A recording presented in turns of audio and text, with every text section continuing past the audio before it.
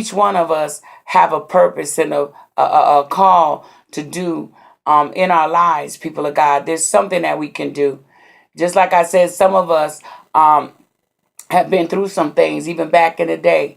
Some people get saved and righteous and they so afraid to share what God had brought them out of that they keep it hid when all the time that God wanted a book to come out of it, because that book gonna turn into a movie, and then that movie could turn into a play. There's a lot of things that can be done, and it's time to really be about our Father's business. It's time to do that what we're called to do, people of God, because it's time for us to make a mark on the earth, because we don't know what's gonna happen.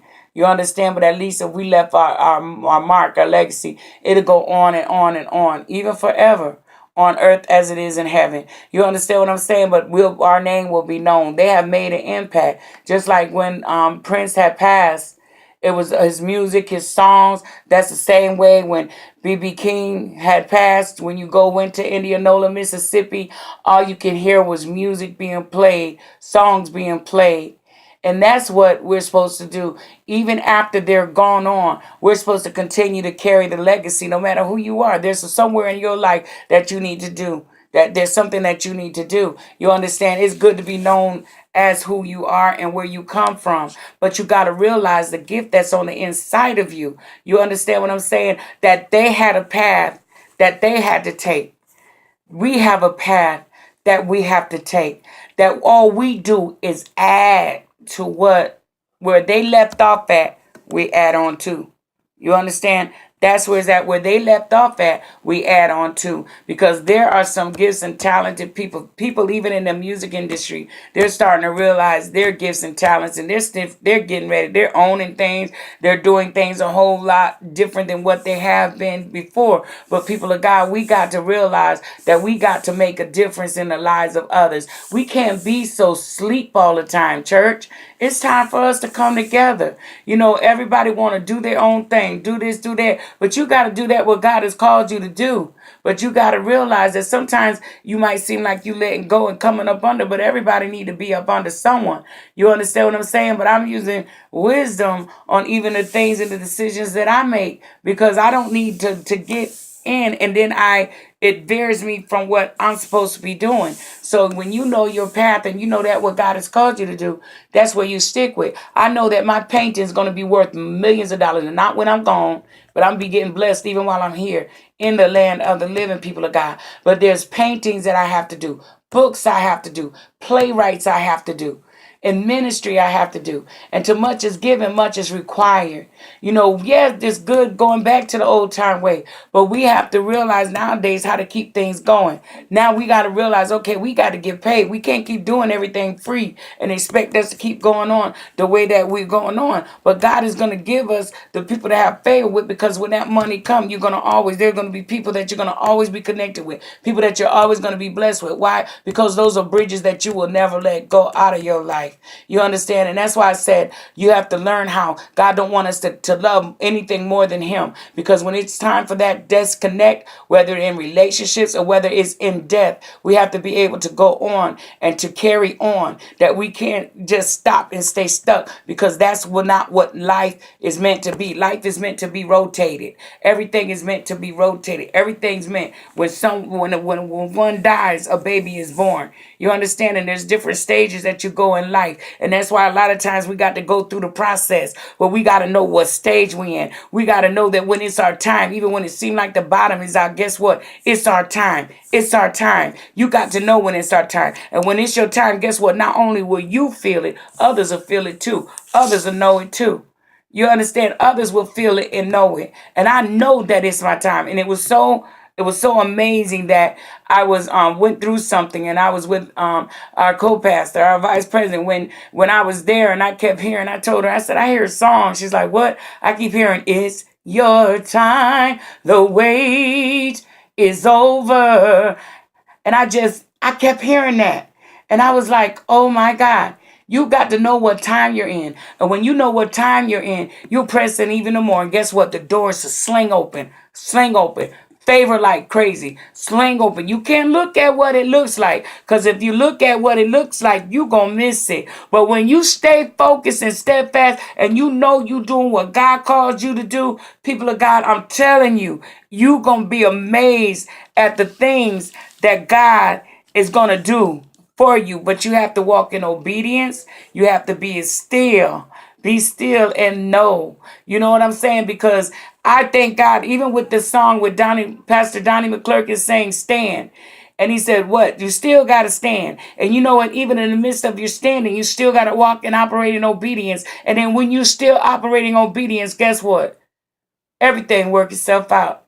And then you'll find out everything is bad as you think it is. But God is getting ready to what structure you. When you start operating in structure, everything can help but keep coming up, but keep coming up. And I'm telling you, then all of a sudden you finding yourself being connected and getting to know even more people. And you're like, my God, why? Because it might have took years, but finally you disconnected from the people that God been trying to get you to. I'm talking to me now to disconnect to. Now that is on, now it's time for the building to start getting up now. And guess what? It ain't gonna take a long time neither. It's not going to take a long time. So I just thank God. You got to thank God for whatever place that you find yourself in. And you got to keep creating. You cannot stop creating. You cannot. That's why I said I will never retire. I believe I will still be writing books. I believe that when I be long and gone, they'll still look in the archives and find all kind of stuff. You know what I'm saying? Because this is how I plan on doing it. And that's why I'm steadfast. And I thank God. You know, I thank God because God will put you right in the community. And those things that you run from, God will make you run too. You understand what I'm saying? Because you feel like, oh, I don't have time for this, or I don't have time for that, or I'm doing this or whatever. God is station you. When God's getting ready to bring that change, He's getting ready to raise you up. So He'll have you in a peaceful state where nothing can cause you to get out of that because you got to hear Him. Because now you're getting ready to rise and shine. In Isaiah 60, for thy light is come and the glory of the Lord has risen upon you. The glory of the Lord has risen upon me. So when you get in that place, in that restful place in God, then you can operate in God freely. When you can operate in God freely and flow freely, guess what? Everything that you have need of will come to you, people of God.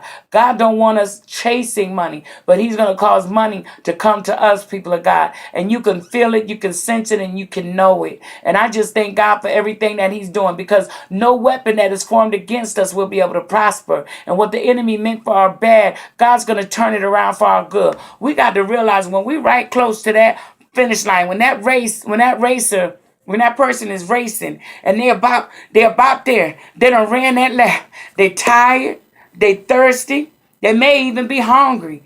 They like, man, I can't run no more. But then when they look up, they got to keep running. They can't even look at the component on their left or their right, because if they do that, it'll cause them to get off course. But do you notice right in that last lap, they go even faster, even faster. All of a sudden, the one that was behind started to come up to the front. Why? Because they was endurance and they kept going. Next thing you know, that person that wins, they run that finish line. What happened?